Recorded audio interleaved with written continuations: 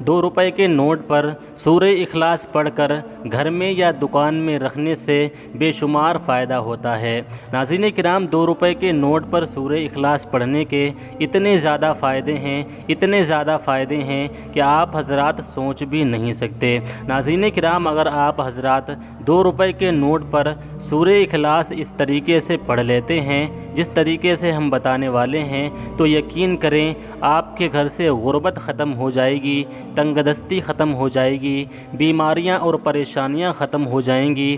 اگر آپ حضرات دکان میں رکھیں گے تو آپ کے کاروبار سے بے برکتی ختم ہو جائے گی، آپ کے کاروبار سے تنگ دستی ختم ہو جائے گی۔ اگر آپ کے کاروبار میں یا آپ کے گھر میں یا آپ کے کسی بھی چیز میں، کسی بھی کام میں اگر بندش ہوگی تو تمام بندشیں منٹوں میں ٹوٹ جائیں گی، سیکنڈوں میں ٹوٹ جائیں گی، اور پیارے دوستو بڑی سے بڑی پریشانی منٹوں میں ختم ہو جائے گی۔ ناظرین کرام، سورہ اخلاص ₹2 کے نوٹ پر پڑھنے کے بہت زیادہ فائدے ہیں، جن میں سے چند فائدے ہم آپ حضرات کو بتانے والے ہیں۔ اور پیارے دوستو، اس ویڈیو میں ہم آپ حضرات کو یہ بھی بتائیں گے کہ سورہ اخلاص ₹2 کے نوٹ پر آپ کو کس دن پڑھنا ہے، کتنے دن تک پڑھنا ہے، کس وقت پڑھنا ہے، کس طریقے سے پڑھنا ہے اور کتنی مرتبہ پڑھنا ہے۔ تو آپ حضرات اس ویڈیو کو آخر تک ضرور دیکھیں۔ ناظرین کرام، اگر آپ حضرات ₹2 کے نوٹ پر سورہ اخلاص پڑھ لیں گے تو آپ کو اتنا زیادہ فائدہ ہوگا کہ آپ حضرات سوچ بھی نہیں سکتے۔ اس کے فائدے دیکھ کر آپ حضرات حیران رہ جائیں گے۔ تو ناظرین کرام، دیر نہ کرتے ہوئے ہم اپنے وظیفے کی طرف بڑھتے ہیں اور آپ کو اس وظیفے کو پڑھنے کا طریقہ بتاتے ہیں۔ ناظرین کرام، یہ وظیفہ آپ کو 7 مرتبہ نہیں کرنا ہے، 11 مرتبہ نہیں کرنا ہے، بلکہ صرف ایک ہی مرتبہ کرنا ہے۔ اب آپ حضرات سوچ رہے ہوں گے کہ یہ وظیفہ آپ کو کس دن پڑھنا ہے۔ تو ناظرین کرام، آپ یہ وظیفہ کسی بھی دن پڑھ سکتے ہیں، چاہے آپ دن میں پڑھیں چاہے آپ رات میں پڑھیں۔ آپ حضرات اس وظیفے کو دن میں بھی پڑھ سکتے ہیں اور رات میں بھی پڑھ سکتے ہیں، جس وقت بھی پڑھنا چاہیں آپ حضرات پڑھ سکتے ہیں۔ لیکن ناظرین کرام، بہتر یہ ہے کہ آپ حضرات اس وظیفے کو نماز کے بعد پڑھیں، کیونکہ ناظرین کرام، جب بندہ نماز کے بعد وظیفہ پڑھتا ہے تو اس وظیفے کی طاقت بہت زیادہ بڑھ جاتی ہے اور اس وظیفے کی دعا بہت جلدی قبول ہوتی ہے اور وہ وظیفہ بہت ہی جلدی اثر کرتا ہے۔ تو اس لیے آپ حضرات اس وظیفے کو کسی بھی نماز کے بعد کر لیں، چاہے آپ فجر کی نماز کے بعد کر لیں یا آپ ظہر کی نماز کے بعد کر لیں، عصر کے بعد، مغرب کے بعد یا عشاء کے بعد، کسی بھی نماز کے بعد آپ حضرات اس وظیفے کو کر سکتے ہیں، یا آپ اس کے علاوہ کسی اور وقت میں پڑھنا چاہیں تب بھی پڑھ سکتے ہیں، کوئی بھی حرج نہیں ہے۔ تو ناظرین کرام، اگر آپ حضرات نماز کے بعد کریں گے تو ظاہر سی بات ہے آپ کا وضو درست ہوگا، تو پھر آپ کو وضو کرنے کی کوئی بھی ضرورت نہیں ہے۔ اور اگر آپ اس کے علاوہ کسی اور وقت میں کر رہے ہیں تو ہو سکتا ہے آپ کا وضو درست نہ ہو، تو پھر آپ کو اچھی طریقے سے وضو کر لینا ہے، جس طریقے سے آپ حضرات نماز کے لیے وضو کرتے ہیں۔ اور اچھی طریقے سے وضو کرنے کے بعد آپ کو ایک ₹2 کا سکہ لے لینا ہے۔ ₹2 کا آپ نوٹ بھی لے سکتے ہیں اور سکہ بھی لے سکتے ہیں۔ ₹2 کا سکہ لینے کے بعد آپ حضرات کو ایسی جگہ پر جا کر بیٹھنا ہے جہاں پر آپ کو کوئی ڈسٹرب کرنے والا نہ ہو۔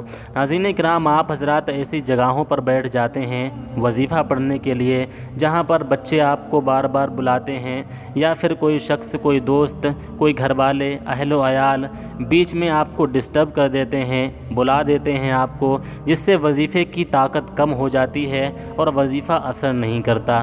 اس لیے آپ حضرات کو بالکل تنہائی والی جگہ پر بیٹھنا ہے جہاں پر کوئی بھی آپ کو ڈسٹرب نہ کرے، کوئی بھی آپ سے بات چیت نہ کرے۔ تو آپ حضرات کو تنہائی والی جگہ پر بیٹھ جانا ہے اور جو ₹2 کا سکہ آپ حضرات نے لیا ہے وہ ₹2 کا سکہ آپ کو اپنے سیدھے ہاتھ میں پکڑ لینا ہے، اور سیدھے ہاتھ میں پکڑنے کے بعد آپ حضرات کو سب سے پہلے 7 مرتبہ درود ابراہیمی پڑھنی ہے۔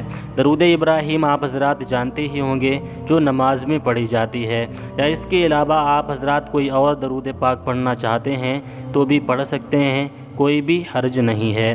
7 مرتبہ درود پاک پڑھنے کے بعد آپ کو 111 مرتبہ سورہ اخلاص پڑھنا ہے، اور ہر مرتبہ شروع میں بسم اللہ الرحمن الرحیم بھی پڑھنا ہے۔ اس طریقے سے پڑھیں: بسم اللہ الرحمن الرحیم، قل هو اللہ احد اللہ الصمد لم یلد ولم یولد ولم یکن لہ کفوا احد۔